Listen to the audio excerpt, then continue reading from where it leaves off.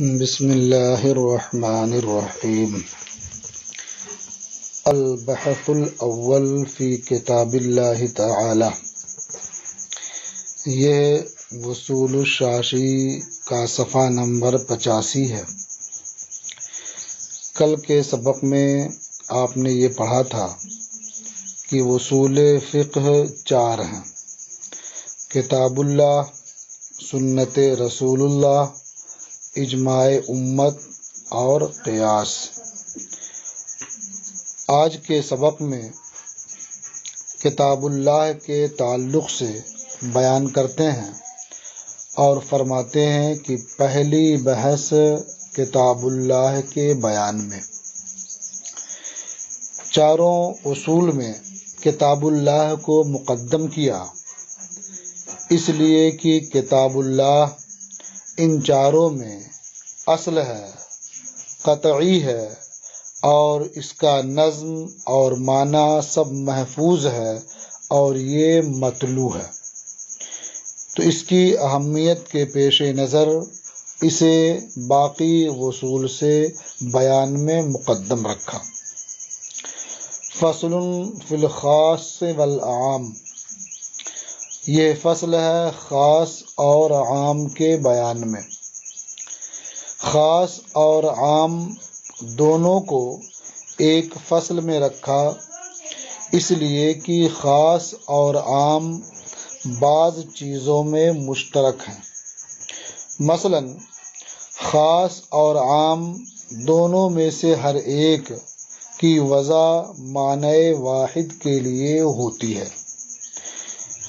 بس فرق یہ ہوتا ہے کہ خاص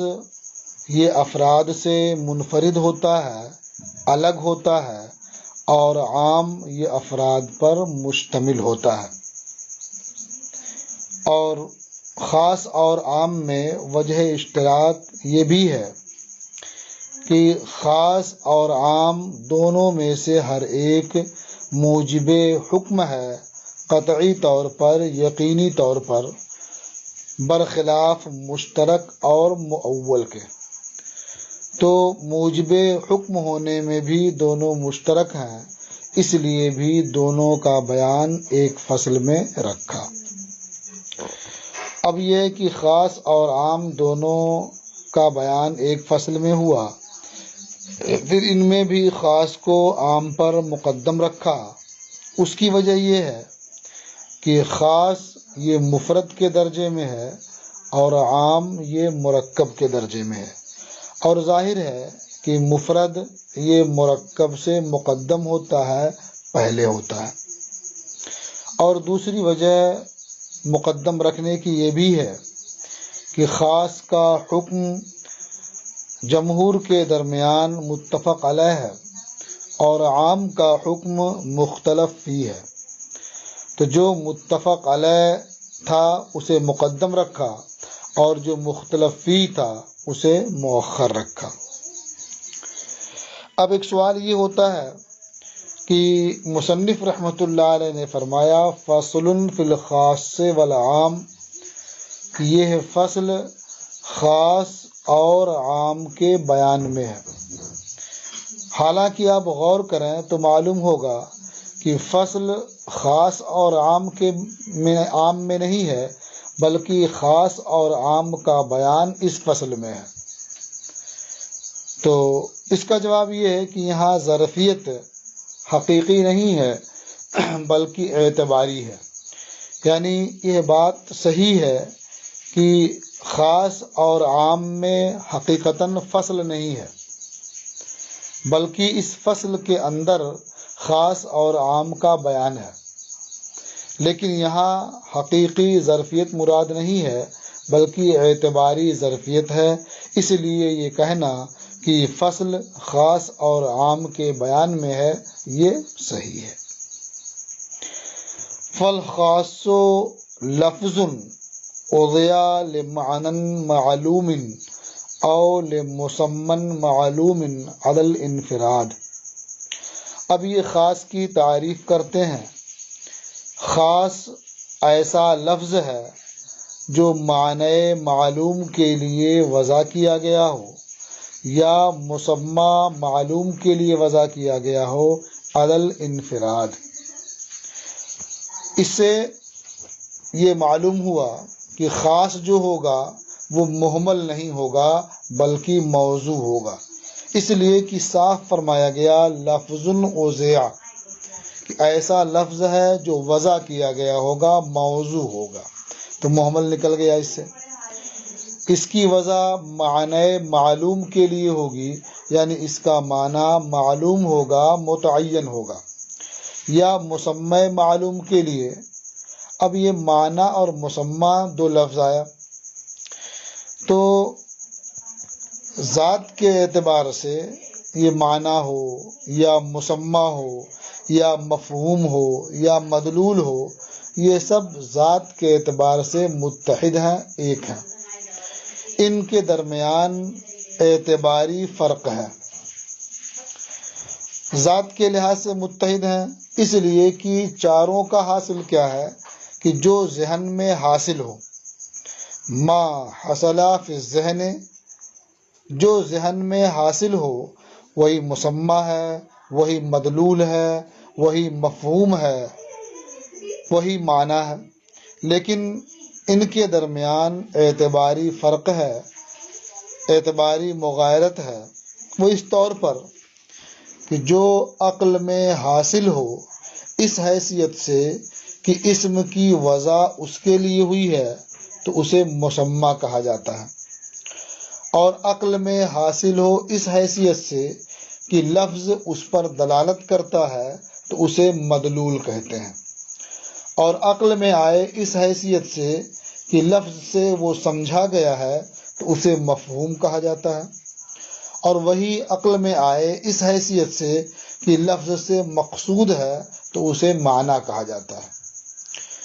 تو اس وضاحت سے یہ بات بخوبی سمجھ میں آ جاتی ہے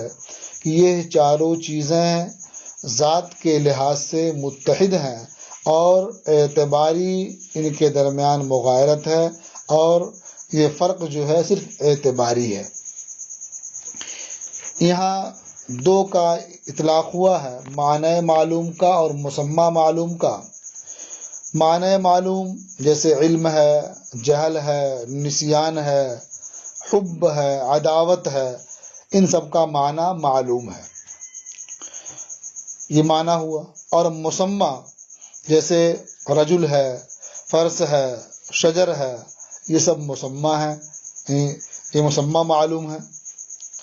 معنی اور مسمى میں اس اعتبار سے بھی فرق کیا جا سکتا ہے کہ جو قائم بالذات ہو اسے مسمى کہا جائے گا، اور جو قائم بالغیر ہو اسے معنی کہا جائے گا۔ آپ دیکھیں، علم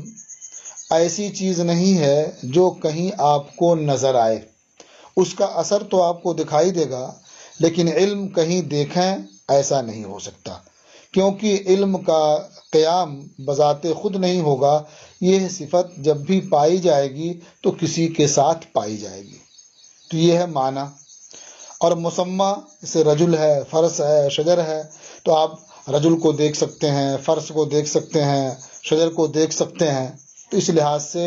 ان دونوں میں فرق کیا جا سکتا ہے کہ معنی معلوم ہو یا مسمى معلوم ہو۔ دونوں میں ہے علی الانفراد، یعنی افراد سے وہ الگ ہوں۔ تو خاص ایسا لفظ ہے جس کی وضع ہوئی ہو معنی معلوم کے لیے علی الانفراد، یعنی دیگر معانی سے وہ الگ ہو، منفرد ہو، یا اس کی وضع ہوئی ہو مسمى معلوم کے لیے، یعنی شخص معلوم یا عین معلوم کے لیے علی الانفراد۔ كقولنا فی تخصیص الفرد، جیسے ہمارا قول فرد کی تخصیص میں زید، جب ہم زید کہتے ہیں تو یہ خاص الفرد ہے، یعنی یہ خاص ہے اور یہ فرد ہے، نوع یا جنس نہیں ہے۔ اور نوع کی تخصیص میں رجل اور جنس کی تخصیص میں انسان۔ رجل یہ بھی خاص ہے لیکن یہ خاص النوع ہے، انسان یہ بھی خاص ہے لیکن یہ خاص الجنس ہے۔ یہاں ایک شبہہ یہ پیدا ہوتا ہوگا آپ کو کہ آپ نے مرقات میں یا کبریٰ میں یا قطبی میں اس سے پہلے پڑھ لیا ہے کہ انسان یہ نوع کی مثال ہے، اور جنس کی مثال میں آپ نے حیوان پڑھا ہے، اور یہاں نوع کی مثال میں رجل پڑھ رہے ہیں اور جنس کی مثال میں انسان پڑھ رہے ہیں، تو آپ کو اس تعریف اور مثال کی روشنی میں یہ مثال تو واقع کے خلاف معلوم ہوتی ہوگی۔ تو ظاہر ہے ان دونوں میں فرق ہے، اس میں کوئی شبہ نہیں، لیکن وہ جو آپ نے پڑھا ہے وہ منطق کی اصطلاح تھی، اور ابھی آپ جو پڑھ رہے ہیں یہ اصول فقہ پڑھ رہے ہیں۔ اصول فقہ میں نوع کی جو تعریف ہے یہ وہ نہیں ہے جو آپ منطق میں پڑھ چکے ہیں۔ منطق میں آپ نے نوع کی تعریف کیا پڑھی ہے؟ جو کثیرین متفقین بالحقائق پر ما ہوا کے جواب میں بولی جائے، تو کثیرین متفقین بالحقائق یہ نوع ہے منطق کے لحاظ سے۔ اور اصول فقہ میں کیا ہے؟ جو کثیرین متفقین بالاغراض پر بولی جائے، یعنی یہاں غرض متفق ہو، تو رجل کی غرض کیا ہے؟ یہ متفق ہے۔ زید، بکر، عمر، خالد یہ سب رجل کے افراد ہیں، اور ان سب کی غرض ایک ہے، متفق ہے۔ مثلا یہ یعنی امام ہونا، نبی ہونا یا شاہد ہونا، ان سب کی غرض ایک ہے، سب ایک ہوں گے، سبھی اس کام کے لیے ہیں۔ اور جنس کی تعریف ان کے یہاں یہ ہے کہ جو کثیرین مختلفین بالاغراض پر، یعنی جس کا اطلاق کثیرین مختلفین بالاغراض پر ہو، تو انسان کی غرض مختلف ہے، اس لیے کہ انسان میں مرد بھی ہیں تو ان کی غرض الگ ہے جو آپ نے پہلے سن لی، اور انسان میں عورت بھی ہیں ان کی غرض الگ ہے، مثلا فراش بننا، بچہ جننا، گھر کے امور انجام دینا، یہ سب عورت کی تخلیق سے غرض ہے۔ تو انسان یہ کثیرین مختلفین بالاغراض پر بولا جاتا ہے، اور رجل یہ کثیرین متفقین بالاغراض پر بولا جاتا ہے، اس لیے یہ نوع کی مثال میں یہاں رجل کو پیش کیا گیا ہے اور جنس کی مثال میں انسان کو پیش کیا گیا ہے۔ تو فرق یہی ہوا کہ وہاں کثیرین متفقین بالحقائق ہیں اور کثیرین مختلفین بالحقائق ہیں نوع اور جنس میں، اور یہاں کثیرین متفقین بالاغراض اور کثیرین مختلفین بالاغراض۔ تو یہ تعریف یاد رکھیں گے تو اس مثال میں آپ کو اشتباہ نہیں ہوگا۔ تو زید یہ خاص الفرد کی مثال ہے، رجل یہ خاص النوع کی مثال ہے، اور انسان یہ خاص الجنس کی مثال ہے۔ زید یہ خاص ہے فرد کے اعتبار سے، دیگر افراد اس میں شامل نہیں ہو سکتے۔ نوع یہ خاص، رجل یہ خاص ہے نوع کے اعتبار سے، یعنی دوسری نوعیں اس میں شامل نہیں ہو سکتی ہیں، اور انسان یہ خاص ہے جنس کے اعتبار سے، کوئی دوسری جنس اس میں نہیں آ سکتی۔ والعام کل لفظ ينتظم جمعا من الافراد۔ تو اس فصل میں دو چیزیں ہیں، خاص اور عام۔ تو خاص کی تعریف کر دی، اس کی مثال بھی دے دی، اب یہ عام کی تعریف کرتے ہیں۔ والعام کل لفظ ينتظم جمعا من الافراد اما لفظا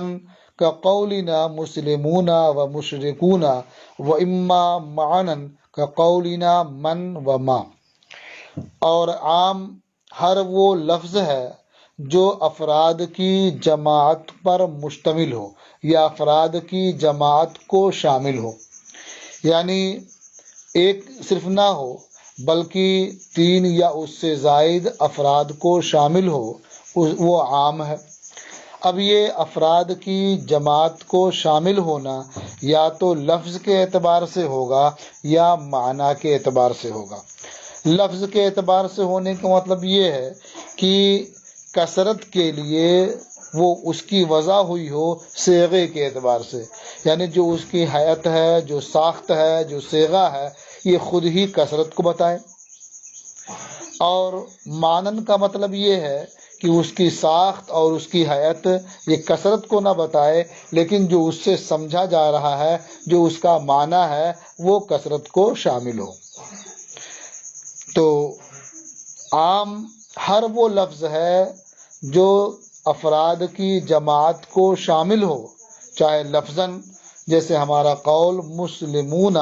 اور مشرکون۔ تو مسلمون یہ جو وزن ہے یہ خود کثرت کو بتاتا ہے، اور مشرکون جو جمع کا صیغہ ہے یہ خود کثرت کو بتاتا ہے۔ اور یا تو معنن افراد کی جماعت کو شامل ہو، جیسے ہمارا قول من اور ما۔ من عموماً ذوی العقول کے لیے آتا ہے، اور ما عموماً غیر ذوی العقول کے لیے آتا ہے۔ تو یہ من اور ما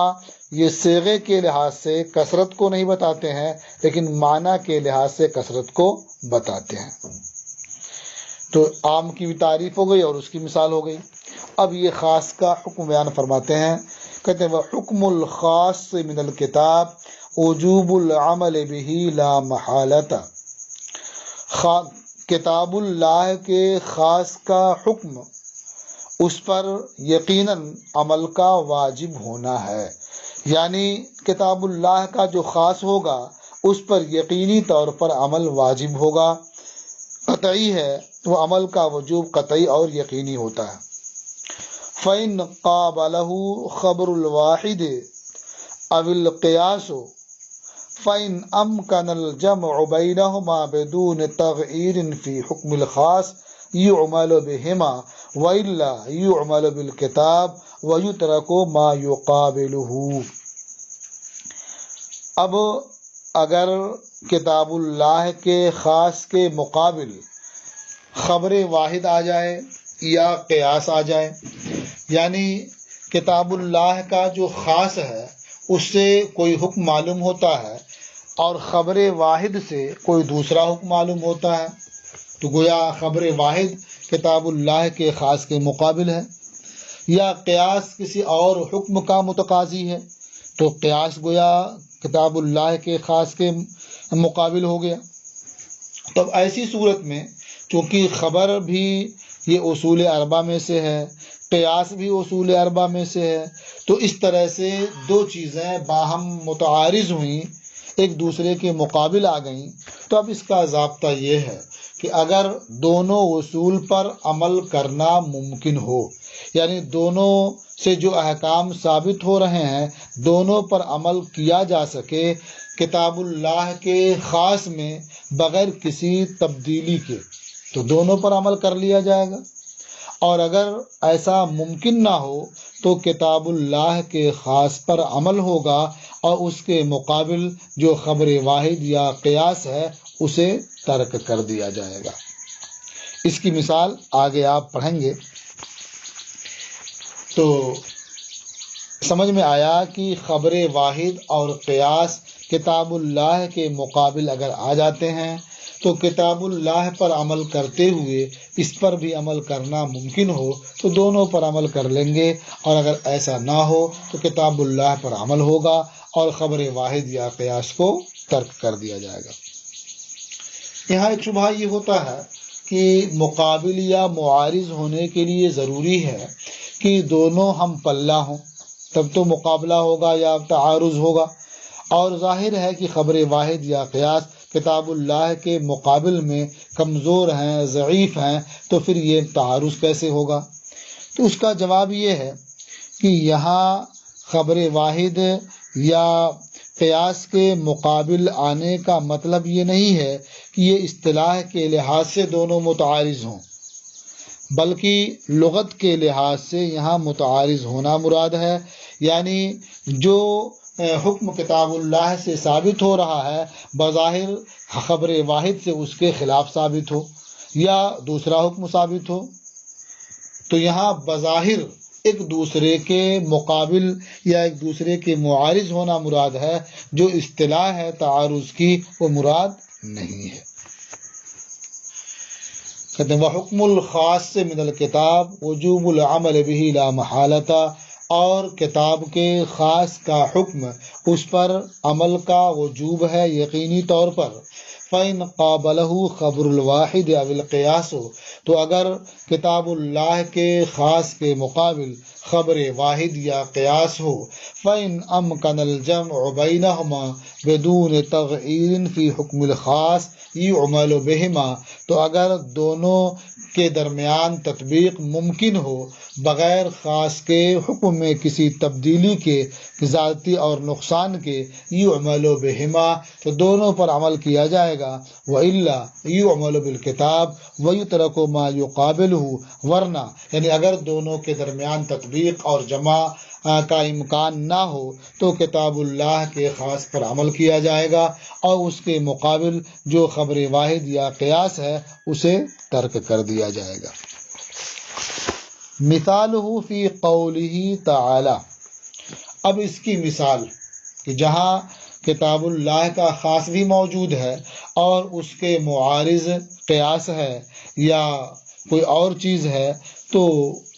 کتاب اللہ کے خاص پر عمل ہوگا اور جو اس کے معارض یا مقابل ہے اسے ترک کر دیا جائے گا۔ اس کی مثال مثالہ فی قولہ تعالی یتربصن بانفسہن ثلاثۃ قروء، اللہ تبارک و تعالی نے قرآن کریم میں ارشاد فرمایا مطلقہ عورتوں کی عدت کے تعلق سے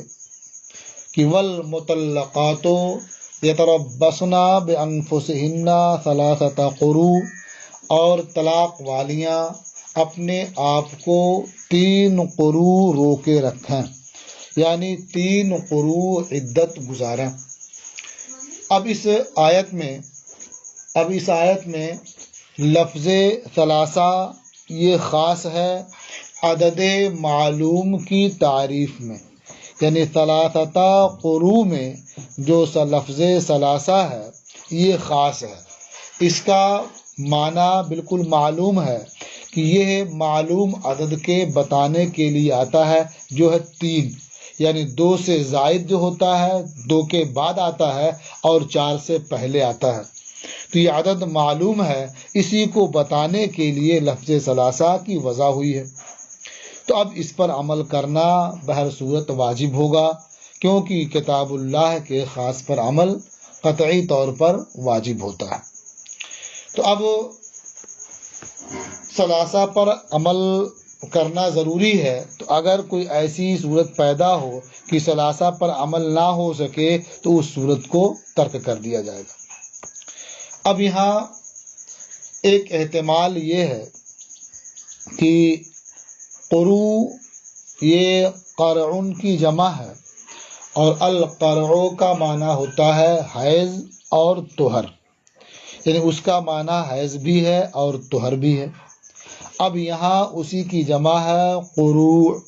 تو حیض معنی مراد ہو یا طہر ہو، اس سلسلے میں اختلاف ہے ہمارے اور امام شافعی رحمۃ اللہ تعالی علیہ کے درمیان۔ امام شافعی رحمۃ اللہ تعالی علیہ کا مذہب یہ ہے کہ یہاں یہ قروء سے مراد یہ طہر ہیں، اطہار ہیں، اور احناف کے نزدیک قروء سے مراد یہ حیض ہے۔ دونوں کی اپنی اپنی دلیل ہے۔ امام شافعی رحمۃ اللہ تعالی علیہ کی دلیل یہ ہے کہ طہر یہ مذکر ہے اور حیض یہ مؤنث ہے۔ لفظ طہر یہ مذکر ہے اور حیض یہ مؤنث ہے، اور قرآن کریم میں ہے ثلاثۃ قروء، اور 3 سے لے کر کے 10 تک عدد معدود کا طریقہ یہ ہے کہ اگر عدد مؤنث ہے تو یہ سمجھ میں آتا ہے کہ معدود مذکر ہے، یا معدود کا جب مذکر ہونا معلوم ہوتا ہے تو عدد کو مؤنث لایا جاتا ہے، اور معدود اگر مؤنث ہے تو عدد کو مذکر لایا جاتا ہے۔ جیسے کہا جاتا ہے ثلاثۃ رجال، تو رجل یہ مذکر ہے تو عدد لایا تھا ثلاثہ تا کے ساتھ مؤنث، اور کہا تھا ثلاثو نسوتن، ثلاثو نسوہ، تو نسوہ یہ مؤنث ہے تو عدد ثلاث یہ مذکر لایا جاتا ہے۔ یہ عربی کا ضابطہ ہے جو مسلم ہے۔ تو اس ضابطے کی بنیاد پر جب دیکھا جاتا ہے تو ثلاثتا قروء میں ثلاثتا یہ تا کے ساتھ ہے، تو اس سے سمجھ میں آتا ہے کہ قروء سے یہاں مراد وہ معنی ہوگا جو مذکر ہے، تبھی عدد معدود کا جو ضابطہ ہے اس کی موافقت ہوگی۔ اور ظاہر ہے کہ قروء کے جو دو معانی ہیں حیض اور طہر، ان میں طہر مذکر ہے اور حیض مؤنث ہے، تو اگر حیض مراد لیا جائے تو عدد بھی مؤنث ہو جائے گا اور معدود بھی مؤنث ہوگا، اور طہر مراد لیا جائے تو یہ ضابطے کے مطابق ہوگا کہ عدد تا کے ساتھ ہے، مؤنث ہے، اور معدود یہ مذکر ہے۔ تو اس لیے امام شافعی رحمۃ اللہ تعالی علیہ یہاں قروء سے مراد طہر لیتے ہیں اور کہتے ہیں ثلاثتا قروء سے مراد ثلاثتا اطہار ہے۔ اور امام اعظم ابو حنیفہ رحمۃ اللہ تعالی علیہ کے نزدیک یہاں قروء سے مراد حیض ہے۔ دلیل کیا ہے کہ لفظ ثلاثہ یہ خاص ہے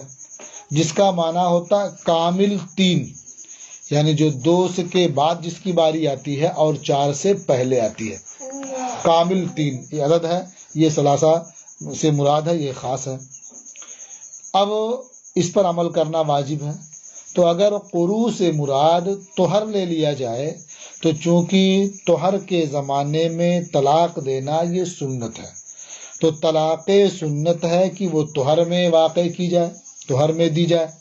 اب بندہ جب طہر میں اپنی بیوی کو طلاق دے گا، اب اس کے بعد طہر سے عدت شمار کرے گا تو تین طہر کامل نہیں ہوگا، یا تو اس سے کم ہوگا یا اس سے زیادہ ہوگا۔ مثلا جس طہر میں طلاق دیا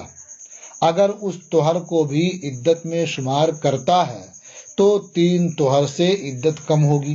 اس لیے کہ دو طہر تو اس کے بعد آئے گا تو پورا پورا ہوگا، اور جس طہر میں طلاق دیا ہے تو کچھ حصہ طہر کا گزر چکا ہوگا جب اس نے طلاق دی ہوگی، تو تین طہر میں اتنا حصہ کم ہو جائے گا، تو جو لفظ ثلاثہ ہے اس پر عمل نہیں ہو پائے گا۔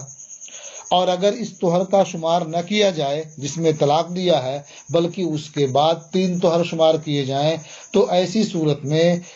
تین طہر سے زیادہ اس کی عدت ہو جائے گی، کہ طلاق کے بعد جو طہر جاری تھا اس میں وہ بھی اس نے اس کو بھی شمار کیا اور تین اس کے بعد بھی شمار کیا، تو اس لیے اسے ترک کر دیتے ہیں تب بھی تین طہر نہیں ہوتا ہے، اور اسے شامل شمار کرتے ہیں تب بھی تین نہیں ہوتا ہے۔ ایک صورت میں تین سے بڑھ جاتا ہے اور ایک صورت میں تین سے کم ہو جاتا ہے، اس لیے یہاں ثلاثتا پر عمل کرنا واجب ہے اور طہر مراد لینے میں اس پر عمل نہیں ہو پائے گا۔ اور حیض مراد لیں تو ثلاثہ پر عمل ہو جائے گا آسانی سے، اس لیے کہ طہر میں طلاق دے گا، اس کے بعد ایک حیض آئے گا، پھر طہر آئے گا، پھر حیض آئے گا، پھر طہر ہوگا، پھر حیض آئے گا۔ جب یہ حیض ختم ہو جائے گا تو عدت اس کی پوری ہو جائے گی اور یہ کامل تین قروء ہو جائیں گے، تین حیض ہو جائیں گے۔ تو اسی اختلاف کو مصنف رحمۃ اللہ تعالی علیہ یہاں ذکر کرتے ہیں اور ایک طرح سے جواب بھی دے دیتے ہیں۔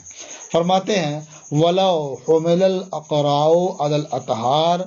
كَمَا ذَهَبَ إِلَيْهِ الشَّافِعِيُّ رحمہ اللہ، اور اگر اقرا کو اطہار پر محمول کیا جائے، اقرا یہ قروء کی جمع ہے،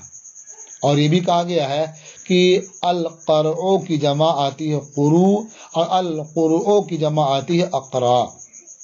تو اگر اقرا کو اطہار پر محمول کیا جائے جیسا کہ امام شافعی رحمۃ اللہ تعالی علیہ کا مذہب ہے، اب اس پر محمول کرنے کی وجہ کیا ہے؟ باعتبار ان الطہر مذکر دون الحیض، یہ امام شافعی کے اطہار پر محمول کرنے کی دلیل ہے، اس اعتبار سے کہ طہر یہ مذکر ہے نہ کہ حیض۔ وقد ورد الکتاب فی الجمع بلفظ التانیث، اور عدد کے بیان میں فی الجمع اے فی بیان العدد، اور عدد کے بیان میں کتاب لفظ تانیث کے ساتھ وارد ہے، یعنی ثلاثہ لفظ تانیث کے ساتھ عدد کو بیان کیا گیا۔ علی انہ جمع المذکر وہو الطہر، اس بنیاد پر کہ قرو یہ جمع مذکر ہے اور وہ طہر ہے، تو ثلاثہ یہ مؤنث ہے، اس کا مطلب یہ ہوا کہ قرو یہ جمع مذکر ہے، کیونکہ یہ معدود ہے، اور ضابطہ یہی ہے کہ 3 سے لے کر کے 10 تک جو معدود ہوتا ہے، عدد اگر مؤنث ہے تو معدود مذکر اور جمع ہے۔ تو قرو سے سمجھ میں آیا کہ یہ جمع مذکر ہے۔ جمع مذکر کب ہوگا؟ جب اس سے طہر مراد لیں اور اطہار پر محمول کریں۔ لیکن اس میں نقصان کیا ہوگا؟ جو امام شافعی رحمۃ اللہ علیہ نے مراد لیا، جو ان کا مذہب ہے، وہ نقصان یہاں سے بیان کرتے ہیں۔ لازم ترک العمل بہذا الخاص، یعنی اگر اقرا کو اطہار پر محمول کیا جائے، جیسا کہ امام شافعی رحمۃ اللہ تعالی علیہ نے عدد معدود کے ضابطے کی روشنی میں محمول کیا ہے، تو اس خاص پر عمل کا ترک لازم آئے گا۔ ان لفظ ثلاثہ جو خاص ہے اس پر عمل کا ترک لازم آئے گا، جو درست نہیں ہے۔ کیوں لازم آئے گا عمل کا ترک؟ کہتے ہیں لأن من حملہ علی الطہر، اس لیے کہ جس نے اسے طہر پر محمول کیا، مثلا امام شافعی رحمۃ اللہ تعالی علیہ نے اسے طہر پر محمول کیا، لا یوجب ثلاثہ اطہار، تو وہ 3 طہر کو ثابت نہیں کرتے ہیں، یہ 3 طہر کو واجب نہیں کرتے ہیں، بلکہ 2 طہر کو ثابت کرتے ہیں اور تیسرے کا بعض حصہ، اس لیے کہ 2 طہر بعد میں تو کامل ہوں گے، اور جس طہر میں طلاق دیا ہے اس میں کچھ کمی ہو جائے گی، تو تیسرے کا بعض ہے، وہو الذی وقع فیہ الطلاق، اور یہ تیسرا وہی ہے جس میں طلاق واقع ہوئی ہے۔ تو اس لیے یہاں اقرا کو اطہار پر محمول نہیں کیا جا سکتا، کیونکہ اس صورت میں خاص پر عمل نہیں ہو پائے گا۔ اب رہ گیا مسئلہ کہ امام شافعی رحمۃ اللہ تعالی علیہ نے جو دلیل دی ہے عدد اور معدود کے ضابطے کی، تو اس کا بھی جواب ہونا چاہیے۔ تو اس کا جواب یہ ہے کہ عدد معدود کا جو ضابطہ ہے یہ لفظ کے اعتبار سے دیکھا جاتا ہے، تو لفظ قرعن یہ مذکر ہے، اسی کی جمع ہے قرو، اور ثلاثہ یہ مؤنث ہے۔ تو ایسا ہو سکتا ہے کہ ایک لفظ مؤنث ہو اور اس کا کوئی معنی مذکر لفظ کے ذریعے ادا ہوتا ہو اور اس کا معنی مؤنث لفظ کے ذریعے ادا ہوتا ہو، جیسے حیض، یہ ایک خاص قسم کے خون کو کہا جاتا ہے اور حیض یہ مؤنث ہے۔ قرعن بھی اسی قسم کے خون کو کہا جاتا ہے اور یہ کیا مذکر ہے۔ تو ایسا ہو سکتا ہے کہ ایک معنی کی ادائیگی کے لیے 2 لفظ ہوں، ایک لفظ کیا ہے مذکر ہو اور ایک لفظ مؤنث ہو، ایسا ہو سکتا ہے۔ تو یہاں لفظ قرعن یہ مذکر ہے، اس لیے ثلاثہ کے ساتھ اس کا اطلاق اور اس کا استعمال یہ بالکل صحیح ہے، درست ہے، اور عدد معدود کا جو ضابطہ ہے یہ اس کے خلاف نہیں ہے۔ یہ لفظ ثلاثہ یہ مؤنث ہے، اور اس کے مقابل جو ہے جو اس کا معدود ہے یہ قرو ہے، یہ قرعن کی جمع ہے اور یہ لفظ مذکر ہے، لہذا قرو یہ جمع مذکر ہوا، اگرچہ اس کا معنی حیض ہے جو مؤنث ہے۔ فَيُخَرَّجُ عَلَى هَذَا، اب اختلاف ہو گیا امام اعظم ابو حنیفہ اور امام شافعی رحمۃ اللہ علیہ کے نزدیک اس آیت کے معنی میں کہ قرو سے مراد حیض ہے یا طہر ہے۔ اس اختلاف کی بنیاد پر بہت سارے مسائل میں ان دونوں ائمہ کے درمیان اختلاف سامنے آ جاتا ہے اور احکام کی تخریج اس روشنی میں ہوتی ہے۔ مثلا عورت طلاق کے بعد تیسرے حیض میں ہے تو اس میں شوہر کو رجعت کا اختیار رہے گا احناف کے نزدیک، کیونکہ ابھی وہ عورت عدت میں ہے، اور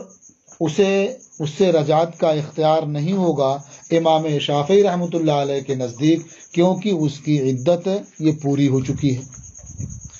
اسی طرح سے تیسرے حیض میں اگر وہ عورت دوسرے مرد سے نکاح کرنا چاہتی ہے تو احناف کے نزدیک نہیں کر سکتی ہے، کیونکہ ابھی وہ عدت میں ہے، اور امام شافعی رحمۃ اللہ علیہ کے نزدیک وہ دوسرے سے نکاح کر سکتی ہے، کیونکہ اس کی عدت پوری ہو چکی ہے۔ اسی طرح سے تیسرا مسئلہ یہ بھی سامنے آتا ہے کہ مرد کے گھر اس کا رکنا ضروری ہوگا، کیونکہ ابھی وہ عدت میں ہے، اور امام شافعی رحمۃ اللہ علیہ کے نزدیک وہ جہاں چاہے جا سکتی ہے، کیونکہ اس کی عدت پوری ہو چکی ہے۔ اسی طرح سے ہمارے نزدیک امام اعظم کے نزدیک رہنے کے لیے ٹھکانہ دینا یہ شوہر پر ضروری ہوگا، کیونکہ وہ عدت میں ہے۔ اسی طرح سے نفقہ دینا بھی ضروری ہوگا، کیونکہ عدت میں ہے۔ اور امام شافعی رحمۃ اللہ علیہ کے نزدیک چونکہ عدت پوری ہو چکی ہے تو نہ تو سکنا کا انتظام کرنا ہوگا اور نہ ہی نفقے کا انتظام کرنا ہوگا۔ اور یوں ہی یہ حکم بھی متفرع ہوتا ہے کہ ہمارے نزدیک اگر عورت اپنے شوہر سے خلا کرنا چاہتی ہے تو کر سکتی ہے، کیونکہ اس کی بیوی ہے، حکماً وہ عدت میں ہے، حکماً اس کی بیوی ہے۔ اور طلاق دینا چاہتا ہے شوہر تو اسے طلاق بھی دے سکتا ہے، اس لیے کہ وہ عدت میں ہے۔ اور امام شافعی رحمۃ اللہ علیہ کے نزدیک یہ دونوں نہیں ہو سکتا، کیونکہ وہ عدت سے نکل چکی ہے، اس کی عدت پوری ہو چکی ہے، اب وہ اس کی بیوی نہیں ہے۔ اور یہ حکم بھی متفرع ہوتا ہے کہ اگر مرد اپنی اس مطلقہ بیوی کی بہن سے نکاح کرنا چاہتا ہے تو امام شافعی رحمۃ اللہ علیہ کے نزدیک نکاح کر سکتا ہے، کیونکہ یہ بیوی عدت سے اس کی عدت پوری ہو چکی ہے، اب اس سے اس کا کوئی رشتہ نہیں رہ گیا۔ لیکن امام اعظم و حنیفہ رحمۃ اللہ علیہ کے نزدیک اس کی بہن سے نکاح نہیں کر سکتا، کیونکہ ابھی یہ عدت میں ہے۔ اگر اس کی بہن سے نکاح کرتا ہے تو یہ جمع بین الاختین ہوگا، جو درست نہیں ہے۔ اسی طرح سے اگر مرد اس عورت کے علاوہ 4 عورتوں سے اور نکاح کرنا چاہتا ہے تو امام شافعی رحمۃ اللہ علیہ کے نزدیک کر سکتا ہے، کیونکہ یہ عدت سے نکل چکی ہے، یہ 5ویں نہیں ہوگی۔ اور امام اعظم و حنیفہ رحمۃ اللہ علیہ کے نزدیک اس کے علاوہ 4 سے نکاح نہیں کر سکتا، کیونکہ جو عدت میں ہے اس کا بھی شمار ہوگا تو 5ویں ہوگی۔